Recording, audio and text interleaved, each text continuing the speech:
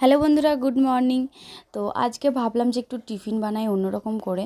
আমাদের ওই সকালে উঠতে উঠতে 8টা 7:30 কি 8টা বেজে যায়। তারপরে ব্রাশ ট্রাশ করতে 9:30 বেজে গেছিলো।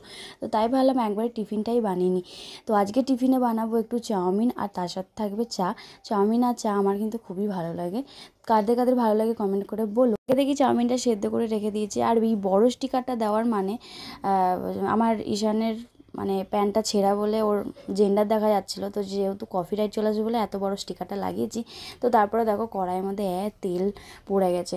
যেহেতু আমার থাইরয়েড আছে, আমার তেল ঝাল মশলা খাওয়া উচিত না, তাও মাঝে মধ্যে আমি খাই। আর এই দেখো, এই মিট মশলাটা আমি যখন চাউমিন বা সবজিতে দিই তখন খুব সুন্দর সুস্বাদু হয়, আর গন্ধটাও খুব সুন্দর হয়। তারপরে করে টোরে সব কিছু রেডি টেডি হয়ে আমার ছেলেকে আমি টেস্ট করতে দিয়েছিলাম। ওকে মশাই কামড়াই, শুধু মশাই কামড়াই, একটু কিছু হলেই না ও ভালো রিয়াকশান দেয়। তো যাই হোক, তো ওকে টেস্ট করতে দিচ্ছিলাম। তো ওর থেকে আমি একটু টেস্ট করে করছিলাম যে কেমন হয়েছে চাউমিনটা। সত্যি চাউমিনটা খুব সুন্দর হয়েছিল, অয়েলি অয়েলি চাউমিন।